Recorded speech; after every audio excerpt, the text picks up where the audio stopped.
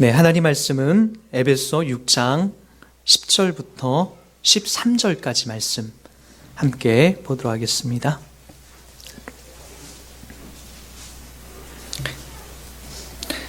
우리 찾으신 줄 믿고 6장 10절부터 13절까지 함께 읽도록 합니다. 시작. 끝으로 너희가 주 안에서와 그의 힘의 능력으로 강건하여지고 마귀의 관계를 능히 대적하기 위하여 하나님의 전신갑주를 입으라. 우리의 씨름은 혈과 육을 상대하는 것이 아니요 통치자들과 권세들과 이 어둠의 세상 주관자들과 하늘에 있는 악의 영들을 상대함이라. 그러므로 하나님의 전신갑주를 취하라. 이는 악한 날에 너희가 능히 대적하고 모든 일을 행한 후에 서기 위함이라. 아멘. 우리 자리에 앉겠습니다. 네.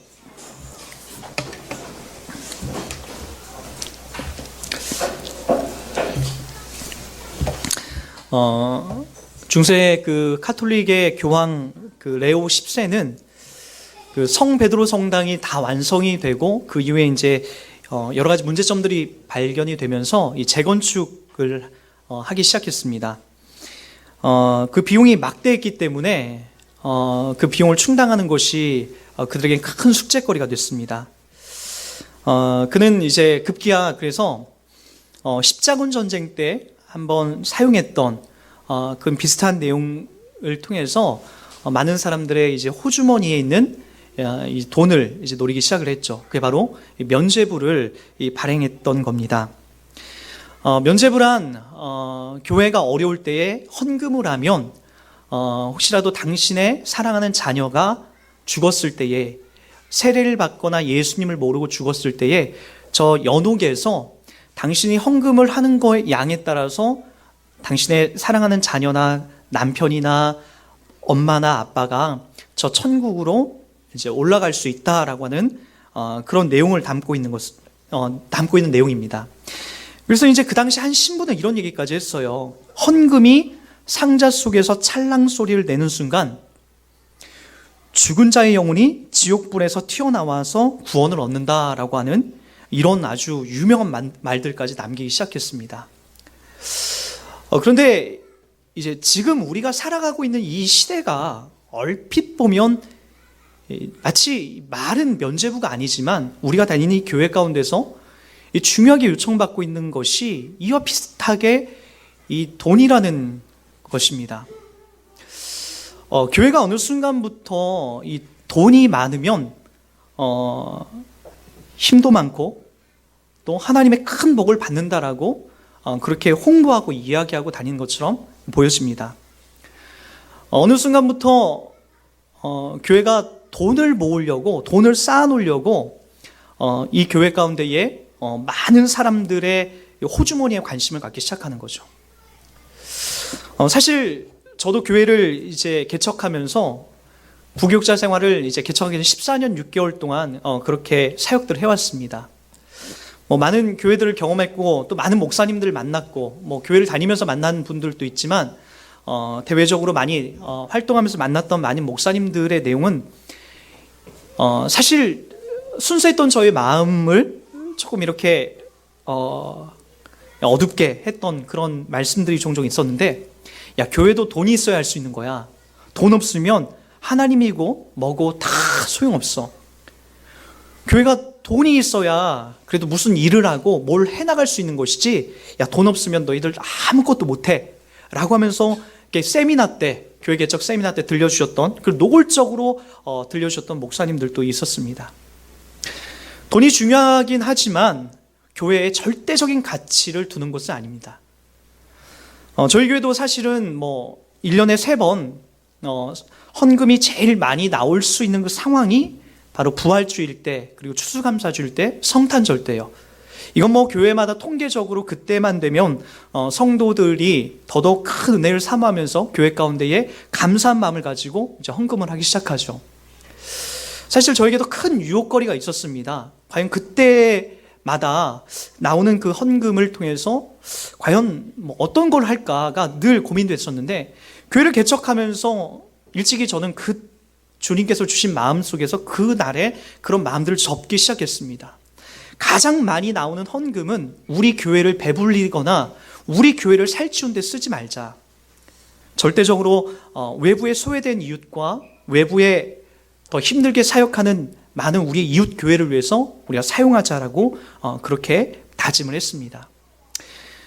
지난번 12월 25일 성탄절 헌금도 우리가 그렇게 사용해서 한 50만 원 정도 되는 헌금이 모아졌고, 그 헌금이 사실 우리 교회도 좀 어렵긴 하지만 우리 교회보다 더 열악하고 건강하게 개척해 나가려고 한 교회에 저희가 드리게 되는 그런 일들이 있었습니다. 참 신기한 것 같아요.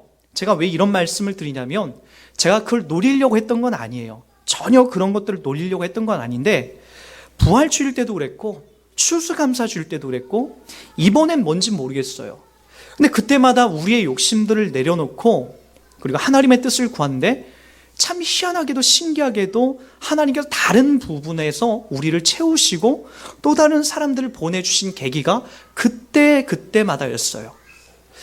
인간적인 방법으로는 맞아요. 50만 원, 80만 원, 60만 원 가까이 이렇게 나가는 것이 이 개척교회에선 너무나 큰 한 살을 도려낸 듯한 그런 아픔이기도 하고 그런 두려움도였지만, 사실은 교회가 우리가 생각하는 것처럼 그렇게 경영이 돼서 만들어지는 경제 논리에 의해서 움직이는 것이 아니라 하나님의 절대적인 주권과 하나님의 뜻 속에서 이 교회가 만들어져 간다는 것이, 저는 그때마다 정확하게 하나님의 길과 뜻이 그 안에 있다는 것을 보고 깜짝깜짝 놀라기 시작합니다. 교회는 경영하는 곳은 아닙니다. 헌금이 있으면 목회자의 사례비도 있으면 받아가고 없으면 안 받아가는 거예요. 교회 다른 부분에 우리가 소비해야 되는 그런 내용도 있으면 쓰고 없으면 우리가 절약하는 겁니다. 교회는 우리가 돈을 모아놓고 우리가 많이 모아놓고 우리가 통장에 쌓아놓았다는 것을 자랑하고 우리 교회 부자이라는 것을 자랑하는 것이 교회가 아니라, 교회는 더더욱 그 물질적인 부분들이 쌓아지지 않도록 우리의 이웃과 그리고 우리의 바깥에 있는 사람들에게 적절하게 사용되어져야 그 의미와 내용이 바르게 실천이 됩니다. 중세시대 때 이처럼 교회에 돈이 쌓이게 되고 그리고 교회의 많은 재산적인 부분이 커지게 되니까 누가 타락했냐면, 그 안에서 성실하게 주의 말씀을 담당해야 될 성직자들이 타락하기 시작합니다. 하나님 말씀이 왜곡되게 전해지고 그리고 더더욱 세속적인 변화와 그리고 이 세상의 정치에 관심을 갖게 되는 전형적인 타락의 원흉으로 흘러가기 시작합니다. 신기하게도 한국 교회도 마찬가지인 것 같아요. 교회에 돈이 쌓이고 재산이 많아지니까 그 다음 눈을 돌리는 곳이 어디냐면 정치예요. 야당이 옳다, 여당이 옳다, 나는 이명박이다, 나는 박근혜다, 나는 노무현이다. 어느 순간부터 이 단위에서 그런 내용들이 선포가 돼요. 하나님만이 성실하게 담아내줘야 되고 예수 그리스도의 죽으심과 부활하심이 이 단위에서 선포되어야 될 이 거룩한 단위에서 세상적인 정치, 누구를 투표하고 누구를 선거하라라고 하는 그런 저질스럽고 타락한 내용들이 선포되기 시작하고 말았던 거죠. 그것은 분명합니다. 교회가 세상 정치를 이용해서 또 한 몫 챙기려고 하는 그 내용이 그 안에 담겨져 있는 거예요. 세상 정치를 이용해서 교회에 더더욱 재산을 챙기고 이 교회를 더 크게, 이 건물을 더 넓게 키우려고 하는 그 타락한 본성이 정치와 결탁하여서 만들어낸 아주 시궁창과 같은 그런 더럽고 지저분한 내용이 그 안에 담겨져 있는 거죠. 그러기에 저는 그 교회 성도님들이 이 부분은 명확하게 잡고 나갔으면 좋겠습니다. 우리가 헌금하는 이 헌금의 내용이 사실은 우리가 무기명으로 드리고 있기 때문에 더더욱 하나님 앞에 조심스럽게 사용되어져야 되고 그리고 더욱 투명하게 밝혀져야 되고 그리고 더더욱 이 자리에서 어떤 세상적인 기복적인 이야기가 증거되어서는 더더욱 안 될 것입니다.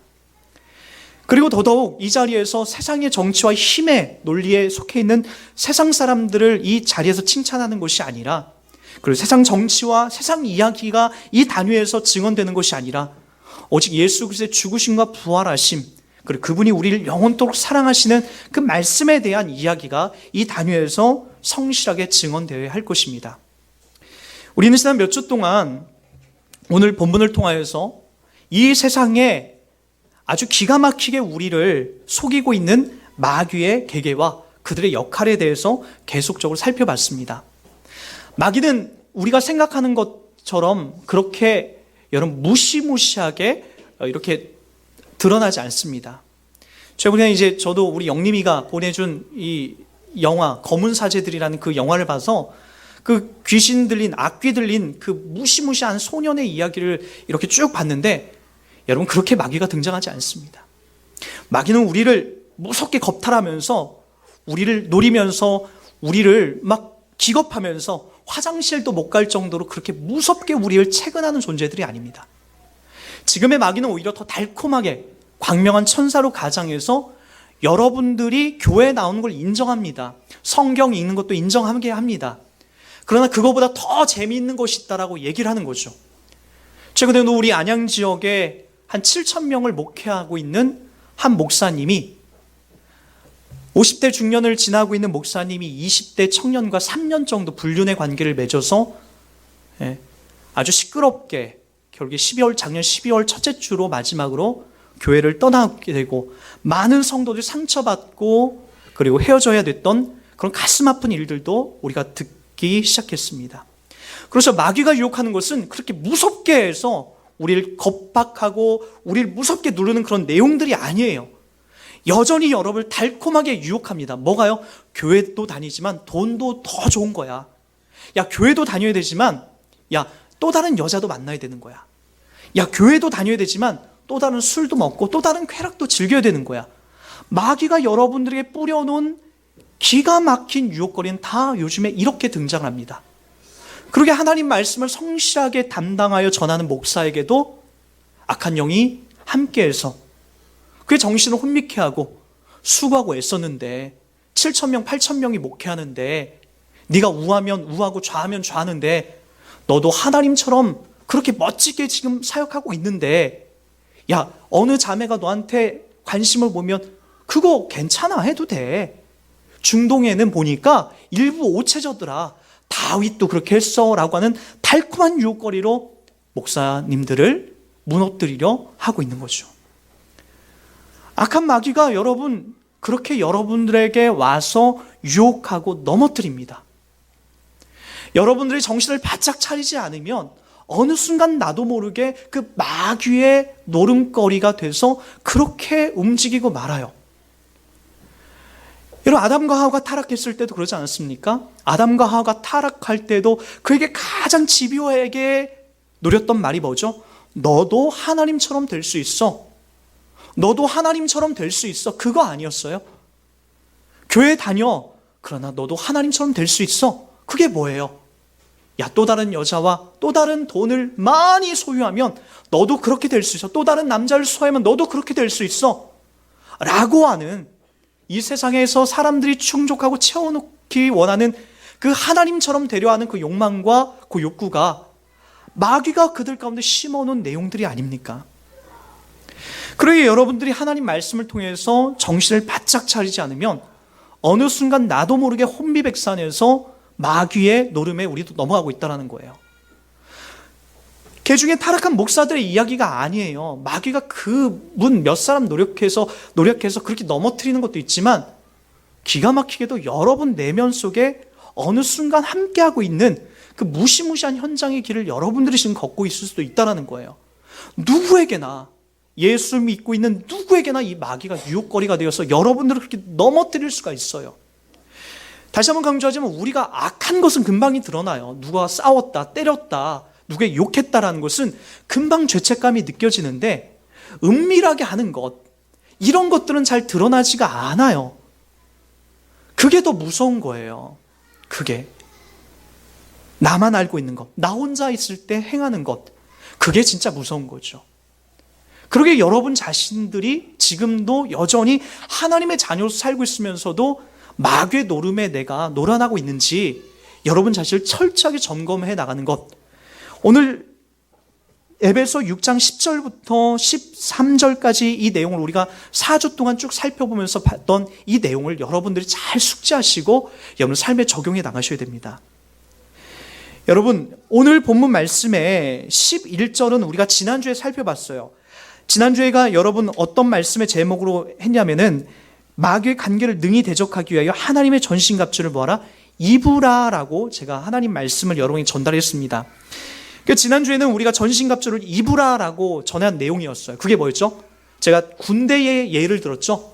정신적인 부분에 여러분 가장 중요한, 군인으로서 가장 중요한 역할은 맨 처음에 들어가면 총 쏘는거나 수류탄 던지는 걸 먼저 배우지 않고 여러분 뭘 먼저 배운다고 했죠? 정신교육을 먼저 배웁니다. 사제물을 빼버리고 이 땅 가운데에서 군인으로서의 저 북한과의 싸워 나갈 수 있는 그 정신교육을 2주 동안 철저하게 배워요. 그리고 나서 3주차에 뭘 한다고요? 사격을 하고 4주차에 수류탄을 던져요. 1, 2주 동안에 군가도 배우고 열심히 제식 훈련도 하면서 정신교육을 철저하게 무장한 다음에 그 다음에 3주차 교육으로 가는 거예요. 그런데 왜 군대에서 이 1주차와 2주차가 왜 중요하냐면은 정신적으로 무장이 되지 않으면 여러분 적군이 왔을 때에 정신적인 해이가 오게 되면 절대로 적과 싸울 수 없기 때문에 그렇다는 거예요. 그래서 여러분 지난주에 제가 설명했듯이 뭐가 중요하다고 했죠? 우리 정신적인 부분, 군인으로서의 이 마귀와의 이 싸움을 우리가 능히 이기려면 정신적인 부분이 가장 중요한데 우리 신자들에게서 정신적인 부분은 뭐예요? 하나님께서 우리를 자녀 삼아 주셨다. 예수 그리스도로 우리를 구원하셨다. 그것 외에는 우리들이 누릴 수 있는 참된 복이 없다. 마치 이것은 여러분들이 요구하지 않았음에도 이 땅에 태어났잖아요. 잘 보세요. 여러분들이 부모를 정해서 이 땅에 태어났습니까? 저는 만약에 이 땅에 태어났다라고 부모를 정할 수 있었다면 저희 엄마 아빠를 저는 선택하지 않았을 것 같아요. 그 시골에서 몸빼바지 입고 그 막 탑색이 그 먼지를 막 뒤집어 쓰고 구찌뱅이 하나, 입술 루즈 하나 바르지 못하는 그런 시골의 아주 촌따구 어머니 밑에서, 그리고 매일같이 술만 먹고 괴롭히는 그 아버지 밑에서 태어나지 않을 거예요. 나에게 선택권이 있었다면 저는 저희 엄마 아빠를 선택하지 않았을 것 같아요. 그런데 저도 모르게 저희 어머니 아버지 밑에서 제가 태어났어요. 저의 선택권이 없는 거예요. 그래서 이것은 내가 할 수 있는 부분이 아니라는 거죠. 구원도 마찬가지예요. 이 땅에 여러분 태어나는 것이 어떻게 내 힘으로 가능하죠? 더 큰 세계, 더 큰 하나님 나라에 가는 것이 내 힘으로는 단 0.1%도 될 수 없는 거예요. 누가 개입을 하시는 거죠? 하나님께서 개입하시는 거예요.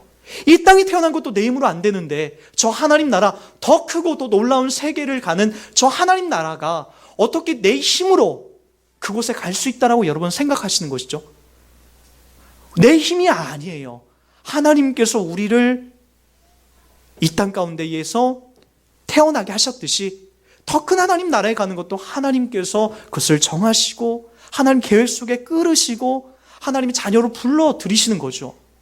성경에 다 그 이야기를 하는 거 아닙니까? 그래서 에베소 2장 8절도 우리가 계속해서 공부했듯이 이것을 뭐라고 얘기한다고요? 너희는 그 은혜에 의하여 믿음으로 말미암아 구원을 받았으니 이것은 너희에게서 난 것이 아니라, 그럼 누구에서 난 것이에요? 하나님께로부터 난 것 아닙니까? 하나님의 선물이라고 얘기하는 것 아닙니까? 내 힘이 아니에요. 그래서 우리가 은혜의 종교라고 하는 거예요. 은혜의 복음, 우리의 생명, 내가 할 수 있는 것이 아닌 하나님께서만 하실 수 있는 그 절대자가 하실 수 있는 그 힘에 의해서 우리가 부름받았다라고 그렇게 이야기를 하는 거죠.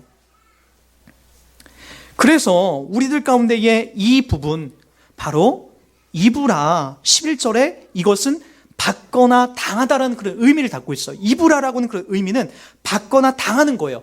누군가가 나를 그렇게 만들어가는 거라고. 입는 것은요, 마귀의 관계를 능히 대적하기 위해 하나님의 전신갑주를 입으라. 이 정신적인 부분인 거죠. 우리의 구원과 연결되어 있는 거죠. 이것은 입는 거예요. 받거나 당하는 거라고요. 외부적인 힘에 의해서 나를 그렇게 붙잡아 주시는 거라고요. 여러분, 이 삶으로 이것을 바로 주님께서 우리 가운데 주신 선물이요, 이것이 바로 우리들 가운데에서 능동적으로 내가 할 수 있는 것이 아니라 수동적으로 하나님이 하시는 그런 일들을 말하는 거죠. 에베소 4장 23절과 24절에 이렇게 얘기합니다. 오직 너희의 심령이 새롭게 되어 하나님을 따라 의와 진리의 거룩함으로 지으심을 받은 새 사람을 뭐하라? 받으라, 입으라라는 그런 내용이에요. 이것도 바로 보세요. 내가 할 수 있는 게 아니라니까요. 어떻게 여러분들이 스스로 이 진리의 거룩함으로 지으심을 받아 새 사람이 될 수 있겠냐는 거예요. 이것은 내가 할 수 있는 게 아니에요. 산에 가서 열심히 돌을 닦는다고 될 수 있는 게 아니고 40일 금식 기도하면 되는 문제가 아니라 새 사람을 입는 것은 내가 두 번째 태어나는 것은 하늘로부터 내가 덧입는 거예요. 거듭났다라는 의미가 그런 내용 아닙니까? 하늘에서 태어났다는 그런 내용을 담고 있다는 거죠. 이게 바로 군인으로 치자면 정신교육 1, 2주 가장 중요한 의미를 얘기하는 거예요. 어찌됐든 여러분들이 이 자리에 나와서 예수님을 고백하고 있고 예수님을 찬송하고 있고 예수님을 담아내고 있다라면 그것은 여러분들의 진실한 신앙 고백으로 흘러나왔다면 하나님께서 여러분에게 그 은혜를 부어주신 거죠. 이 교회에 나와서 내가 예배드려야 되겠다, 바로 내가 하나님을 찬송하겠다, 이런 것은 세상 사람들이 흉내낼 수 있는 게 아니에요. 이것은 우리 신자만이, 하나님으로부터 부름받은 자만이 담아낼 수 있는 거룩한 고백이고 세상 사람과 구별되는 가장 중요한 복음의 내용이 되는 거죠. 그 다음 뭘 하라고 우리들 가운데 얘기합니까? 여러분, 우리들 가운데 찾아와서 마귀가 지속적으로 하는 것은 이것을 막는 거예요. 보세요. 요한복음 8장 44절입니다. 너희는 너희 아비 마귀에게서 났으니 너희 아비의 욕심대로 너희도 행하고자 하느니라. 그는 처음부터 살인한 자요, 진리가 그 속에 없으므로 진리에 서지 못하고 거짓을 말할 때마다 제 것으로 말하나니 이는 그가 거짓말장이요 거짓의 아비가 되었음이니라. 여러분들 가운데 지속적으로 마귀가 와서 속이고 있는 것이 뭐예요? 예수가 아니어도 살 수 있다는 거예요. 맞지 않나요? 여러분 일평생 그 싸움하고 있지 않나요? 야, 예수가 아니어도, 교회 한두 번 빠져도 예수가 아니어도 살만하네. 우리 다 그 앞에 지금 속고 있는 것 아닙니까? 돈이 더 중요하네. 예수도 좋지만 그거보다 나는 돈이 더 좋아. 내 자녀 서울대학교 가는 거 더 좋아. 한국교회 고3 부모님들은 여러분 이 자리에서 매일 확인받아야 됩니다. 제가 가장 안타까운 건 그거예요. 고등학교 3학년 때는 여러분 학원은 가되 오히려 교회 오라고는 얘기를 안 해요. 부모님이 학원 가라는 건 등 떠밀어 밀어요. 근데 어딘 가라고 잘 얘기하지 않았어요. 야, 대학 들어가서 가도 돼. 그래서 여러분 더 잘 알아요, 애들이요. 애들이 뭘 더 잘하는지 아십니까? 아, 예수님은 2등이구나. 그리고 1등이 뭔지 아세요? 공부구나. 서울대학교 가는 거나 좋은 대학 가는 거구나. 아이들이 더 잘한다니까요. 그거 누구 때문에 그렇게 생겨난지 아십니까? 고3 학부형 때문에 그러죠. 누구 때문에 그럽니까? 여러분들이 그렇게 만드는 거죠. 여러분들도 그런 마음을 갖고 있는 거예요. 야, 대학 가서 하나님 믿으면 돼. 지금 열심히 공부해. 이게 지금 우리들 가운데 갖고 있는 우리들의 모습이에요. 이게 뭐 진리가 가려진 거죠. 마귀가 우리의 진리를 가려운 거죠. 예수 믿는 것보다 더 중요한 거예요. 어디 있습니까? 진리 되신 예수, 그분의 생명과 그분의 복음보다도 우리들을 더 새롭게 하고 더 희망차게 하는 것이 뭐가 있겠어요? 누가 그걸 가리게 한다고요? 진리가 그 속에 없으므로 진리에 서지 못하고 거짓말을 말할 때마다 제 것으로 말하나니 그가 거짓말장이요 거짓의 아비가 되었습니다. 누가? 마귀가. 우리 계속해서 이것 앞에 우리가 속아요. 그러나 예수님께서 이렇게 얘기합니다. 요한복음 8장 45절이요. 내가 진리를 말함으로 너희가 나를 믿지 아니하는도다. 왜 그러죠? 마귀의 밥이 되고 있으니까 그러죠. 마귀에게 속고 있으니까 그러는 거죠. 예수가 진리에 대해서 말해도 도통 못 알아듣는 거예요. 이 교회에서 진리가 무엇이고 복음이 무엇인지 얘기해도 도통 못 알아듣는 거예요. 누구에게 속아서? 마귀에게 속고 있기 때문에 그렇다는 거죠. 그러게 여러분들 속에서 제일 중요한 것, 군인으로서 준비되어지는 이 정신훈련 과정, 힘들지는 않아요. 이게 별로 힘들진 않지만 여러분들의 정체성을 확인하는 가장 중요한 시간이에요. 이것이, 이브라라는 것이. 그리고 나서 이걸 신학적인 용어로 중생이라고 얘기하는 거죠. 중생, 거듭났다, 중생했다, 새로 태어났다. 이게 가장 우리의 복음 중에 가장 중요한 핵심으로 베이스로 깔고 가야만이 여러분들이 신자다운 삶을 살 수 있는 힘이 생기게 되는 거예요.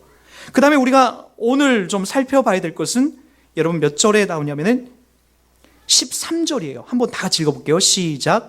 그러므로 하나님의 전신갑주를 취하라. 여기까지 봅니다. 하나님의 뭐라? 전신갑주를 취하라. 취하라. 이건 뭐냐면 이게 수동적인 모습이 아니에요. 이건 능동적으로 해야 되는 거예요. 능동적으로, 적극적으로. 그리고 더더욱 분발하여서 감당하는 거예요. 이거 여러분 하지 않으면 뭘 못하냐면, 보세요. 뭘 못하게 되면은 이는 악한 날에 너희가 능히 대적하고 모든 일을 행한 후에 서기 위함이라. 능히 누구를? 마귀를 대적하고 그리고 능히 서서 잘하기 위함인데, 이것이 안 되면, 훈련이 안 되면 마귀한테 매일 지고 넘어지고 이리 치고 저리 쳐서 경에 서나가지 못하는 자리까지 나가게 되는 거예요. 그래서 여러분들이 더 능동적으로 하나님을 취하는 것, 이 전신갑주를 취하는 것, 이게 바로 어떤 것으로 흘러가는 거냐면 바로 성화예요. 성화. 군인으로서 준비되어 있는 체력 훈련을 포함하여서 모든 전투 과정, 근육이부터 튼튼해지는 과정, 사람으로 치자면 잘하는 것이죠. 이게 바로 성화예요. 성화. 태어난 것도 중요하지만 태어나서 사람답게 커가는 것이 얼마나 중요한지 몰라요. 이게 여러분들에게 꼭 필요한 거죠. 안타깝게도 최근에 텔레비전을 잠깐 볼 계기가 있었는데, 한 아기가 이 뇌가 없이 이게 태어난 거예요. 뇌가 이제 이게 뇌 속에 이제 이렇게 생각하고 그런 것들이 이제 잘 잡히지가 않은 거죠. 아기가 태어났는데 사람 구실을 못 하는 거예요. 웃어야 될 때 웃어야 되고, 엄마 아빠라 불러야 되는데 그걸 못 하니까 결국에는 살다가 이제 죽게 되는 그런 일들이 있게 되는 거죠. 태어난 것도 중요하지만 그거 못지않게 중요한 것이 여러분, 사람답게 커가는 거예요. 신자들에게 있어서 여러분이 가장 많이 놓치는 게 뭐냐면, 난 예수 믿었다, 그리고 다 했다라고 얘기해요. 예수 믿었기 때문에 그 다음에 여러분들이 가야 될 광야가 있는데, 이스라엘 백성들이 출애굽한 다음에 들어갔던 자리가 광야라는 그 훈련의 과정인데, 그것을 회피하고 거기에서 자꾸만 홍해 바다 그 앞에서 뭘 여러분들이 자꾸만 요청하냐면 비행기를 좀 갖다 달라는 거예요. 하나님, 비행기 타고 이 광야를 걷지 않고 바로 가나안 땅으로 가는 그걸 좀 하나님 주십시오라고 거기에서 매일같이 금식기도 하고 철야기도 하는 거예요. 그런 게 아닙니다. 제가 일전에도 말씀드렸지만, 여러분 수학 점수를 공부를 잘하기 위해서는 약국 가서 수학 점수 잘 맞는 100점짜리 알약을 먹는 경우는 없습니다. 노력하고 공부해야 됩니다. 열심히 노력해서 공부해서 수학 점수 100점을 맞을 수 있는 거죠. 약국에 가서 100점짜리 수학 점수 100점 맞게 알약 좀 주세요라고, 그런 건 없다라는 거예요. 여러분들이 기독교를 그런 식으로 알아들어요. 하나님 앞에 여러분들이 노력하고 훈련하는 이 과정 없이 갑자기 여기 와서 그냥 누구를 내가 잘못하고 있는 끊게 해주십시오 정도로만 그렇게 흘러가니까 그것이 안 끊어지고 떠나지가 않는 거죠. 강인하게 근육을 키워서 훈련을 해나가야 됩니다. 싸워나가야 된다고요. 그 여정, 그것이 바로 우리들 가운데 주어져 있는 성화의 과정이에요. 성화의 과정. 어느 신학생이 이런 이야기를 했다고 해요. 신학교를 열심히 준비해서 공부를 들어가서 이제 막 가슴이 뜨거워진 거예요. 근데 이제 매일같이 기도만 하고 공부하는 것은 게을리했어요. 열심히 공부하는 것이 성경적이지 못해서 그는 기도하면 하나님이 주실 거라는 간절한 소망 속에서 그날 이제 다음날 시험임에도 불구하고 밤새도록 기도하고, 하나님 시험 잘 보게 해주십시오, 하나님 교수님 마음을 움직여 주셔서 좋은 성적 나오게 해주십시오라고 그렇게 기도하고 이 신학생이 시험 보러 들어간 거예요. 문제를 보고 이렇게 답을 썼다고 합니다. 하나님은 다 아십니다. 근데 그 학생의 답안지를 유심히 보던 교수님이 채점하면서 이렇게 코멘트를 달았어요. 모든 것을 다 알고 계신 하나님은 100점, 아무것도 모르는 너는 0점. 여러분, 우리의 모습이 그렇게 흘러가요. 모든 거를 기도하면 하나님이 우리의 성격과 우리 행동과 우리의 모든 것들을 다 바꿔주실 거라고 생각을 해요. 그러면 어느 날 마귀가 여러분 펀치 한 방 날리면 여러분 그냥 거꾸로 떨어진다니까요. 기도는 우리의 삶 속에 정말 중요한 요소이지만, 기도와 함께 여러분 많은 성화의 과정 속의 기도도 한 분야이지, 기도만 통해서 여러분이 갑자기 성인 군자가 되는 그런 일들은 없습니다. 하나님께서 여러분의 훈련을 받으라고 요청을 하고 계속해서 잘하고 성장하는 그 과정으로 등 떠미시는 거죠. 에베소 4장 23절부터 24절을 보시기 바랍니다. 다시 한번 보도록 할까요? 에베소 4장 23절 24절입니다. 우리 멀리 가지 않고 이 부분만 한번 보도록 할게요. 23절 24절입니다. 다 같이 봅니다. 시작. 오직 너희의 심령이 새롭게 되어 하나님을 따라 의와 진리의 거룩함으로 지으심을 받은 새 사람을 입으라. 이 부분은 바로 영생, 구원, 거듭남, 중생한 부분입니다. 25절, 그런즉 뭐부터 나온지 보십시오. 제가 읽어드립니다. 그런즉 거짓을 버리고 각각 그 이웃과 더불어 참된 것을 말하라. 이는 우리가 서로 지체가 됨이라. 분을 내어도 죄를 짓지 말며 해가 지도록 분을 품지 말고 마귀에게 틈을 주지 말라. 도둑질하는 자는 다시 도둑질하지 말고 돌이켜 가난한 자에게 구제할 수 있도록 자기 손으로 수고하여 선한 일을 하라. 무릇 더러운 말은 너 입 밖에도 내지 말고 오직 덕을 세우는 데 소용되는 대로 선한 말을 하여 듣는 자들에게 은혜를 끼치게 하라. 하나님의 성령을 근심하게 하지 말라. 그 안에서 너희가 구원의 날까지 인치심을 받았느니라. 너희는 모든 악독과 노함과 분냄과 떠드는 것과 비방하는 것과 모든 악의와 함께 버리고 서로 친절하게 하며 불쌍히 여기며 서로 용서하기를 하나님이 그리스도 안에서 너희를 용서하심과 같이 하라. 바로 우리 신자들에게 이 성화의 길을 가라라고 요청하는 거예요. 이 길을 가는 거예요. 여러분, 구원받은 자는 반드시 이 길로 훈련되어져서 가야 되는 겁니다. 뭐죠? 도둑질하는 자는 다시 도둑질하지 말고 돌이켜 가난한 자에게 구제할 수 있도록 자기 손으로 수고해 선한 일을 하라는 거예요. 저도 마찬가지였어요. 저도 도둑질을 일순간에 끊고 하나님이 있다라는 그 두려움 속에서 도둑질을 끊고 왜 그 이후에 또 도둑질하고 싶은 유혹이 없겠어요. 집에서 돈은 안 주지. 슈퍼집에 가니까 다 내 영역이고 저는 실력이 있기 때문에 제가 딱 보여요. 그거 딱 두터운 잠바 하나만 있으면 그 안에다 배부르게 가지고 나올 수 있다고요. 그렇게 할 수 있음에도 불구하고 참는 거예요. 이를 악물고 참는 거예요. 그것이 내 마음속에 갑자기 사라지거나 그러지 않는 거예요. 그렇게 안 하는 훈련을 이에 악물고 내 속에서 습관이 되도록 그것이 체질화되도록 만들어져 가는 거죠. 그래서 그 다음에 어떻게 되는지 아십니까? 그 다음에 심지어는 그것이 성화되고 훈련이 되다 보니까 누군가가 차 안에다 지갑을 흘렸어요. 지갑을 흘렸는데 예전 같았으면 이게 웬 떡이냐, 웬 횡재냐라고 했을 텐데 그 지갑을 주신 걸 통해서 아무도 안 봤으니까 이거 나한테 준 선물인가 보다 하늘에서 그렇게 여기지 않고 야, 이 지갑 잃어버린 사람 얼마나 가슴이 아플까, 찾아줘야 되겠다. 저희 아파트 제가 살고 있는 그 집 앞에서 지갑 25만 원이 든 새벽 예배 가는데 그렇게 두툼한 지갑과 그 안에 아주 그 카드하고 그 안에 상품권하고 잔뜩 들어있는 지갑을 발견했어요.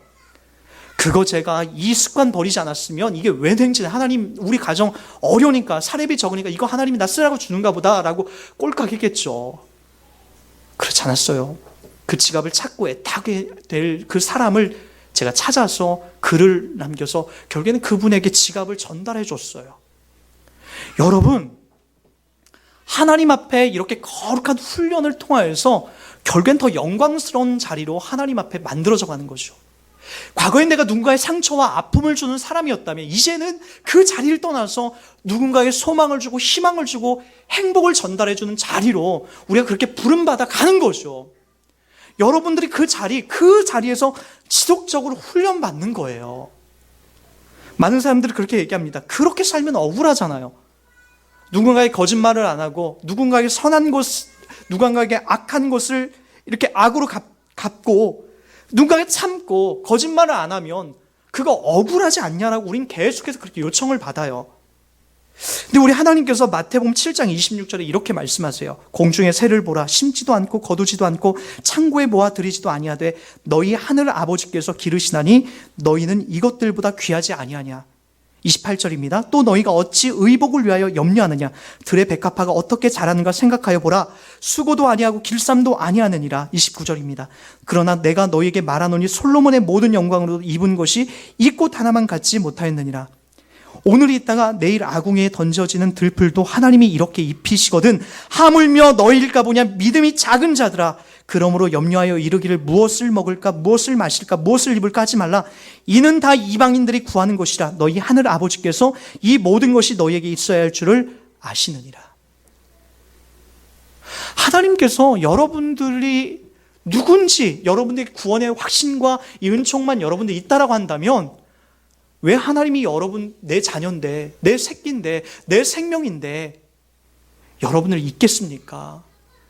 여러분들이 그거 신뢰하지 못하고 여러분 자꾸만 의복을 달라고 하고 밖에 나가서 돈을 달라고 하고 그리고 그것도 넘어서 밖에 나가서 여러분 세상 사람과 똑같이 살려고 하니까 하나님이 그 안에 개입을 하지 않는 거죠. 여러분, 들의 백합화를 보라, 하늘 새를 봐라. 그들 수고도 노력도 하지 않는데 야, 그들에게 하나님 먹이시고 기르시는 거 봐라. 야, 너희들이 혹시라도 이 새보다 소중하지 않을까 보냐. 이 들풀보다 너희들이 소중하지 않을까 보냐. 이 믿음이 작은 자들아. 하나님이 그렇게 얘기하는 거예요. 하나님이 하나님 되심, 그분을 신뢰해 나가는 것, 그 자리가 가장 복되고 영광스러운 자리이며 하나님의 자녀로 성장해 나가는 것이 여러분 우리를 향한 하나님의 기쁨입니다. 여러분, 마귀는 지금도 우리를 호시탐탐 노리고 있어요. 그 노림이 얼마나 깊은 유혹거리로 여러분들 가운데 찾아오는지 모릅니다. 그때 여러분들이 전신갑주를 적극적으로 취하는 이 훈련의 과정을 취하지 않으면 마귀가 펀치 한 방 날리면 여러분 넉다운 된다라고 얘기했습니다. 그러나 그 자리에서 분명히 승리해 나가는 또 신자와 성도들이 있어요. 그분들은 누구죠? 바로 주님께서 나 같은 죄인을 구원해 주신 그 구원의 은혜를 깊이 묵상하고, 그리고 나의 삶에 있어서 나의 삶의 여러 가지 훈련들을 감당해 나가는 거예요. 여러분 한번 생각해봐요. 지금 여러분이 잘못하고 있는 행동, 그거 왜 안 바꾸려고 하는지 아십니까? 그거 바꾸면 손해볼까 봐 그러는 거예요. 그거 바꾸면 내 자존심 상하니까 그렇다는 거죠. 그거 바꾸면 내가 이 땅에서 모든 걸 다 잃어버릴까 봐 그러는 거예요. 근데 성경은 하나님 뭐라고 하냐? 그거 내려놔도 바꿔도 그거 포기해도 절대로 너희들 손해보지 않는다. 내가 너희를 지킨다. 내 새끼다. 너희들은 내 새끼이기 때문에 내가 돌보고 지킨다. 염려하지 마라 라고 얘기하는 겁니다. 그도 그럴 것이 참 신기한 일들이 있었어요. 구약의 이스라엘 백성, 이스라엘이라는 그 작은 나라가 여러분 참 신기하게도 그들이 이 세상의 정치와 권력, 이방 나라의 힘과 권력, 돈을 의지할 때는 그 작은 나라가 다른 나라에 금방 침략을 받으면서 공격을 받으면서 그들의 정체성이 금방 사라졌어요. 그러나 그들이 그 작은 나라임에도 불구하고 여전히 하나님을 신뢰하고 하나님을 깊이 묵상하고 하나님을 사모하고 하나님을 굳건히 의지하고 하나님이 주시는 그 주권과 그 믿음 속에 살아갈 때에 그들이 작은 나라였지만 이집트나 아수르나 바벨론이나 그 어떤 나라도 그 나라를 쉽게 공략하지 못했습니다. 여러분들도 이 말씀이 동일하게 적용이 되는 거예요. 하나님이 먹이시고 기르신다라는 이 신실한 말씀을 신뢰하고 여러분 삶의 이 훈련을 지속적으로 해나가시기 바랍니다. 반드시 여러분 승리가 올 거예요. 저는 확신합니다. 저희 하나님이 여러분의 하나님이고 여러분의 하나님이 저희 하나님이기 때문에 저는 우리 하나님 아버지를 분명하게 신뢰하고 확신합니다. 이 말씀을 여러분 신뢰하면서 이 마귀의 싸움과 마귀의 올무에 우리가 능히 이기고 반드시 이 싸움에 승리할 수 있도록 우리가 다음 주부터는 이 구체적인 이 맷집을 키워나가고 근육을 키워나가는 그 훈련의 과정들을 여러분과 함께 나눌 겁니다. 여러분 이 자리에서 이 과정을 통해서 더 헌신하시고 하나님 더 굳건히 신뢰하시고 나의 더 큰 맷집을 키워나가서 마귀와의 싸움을 능히 이길 수 있는 그 자리로 여러분 성실하게 요청받으시기를 주님으로 부탁드리겠습니다.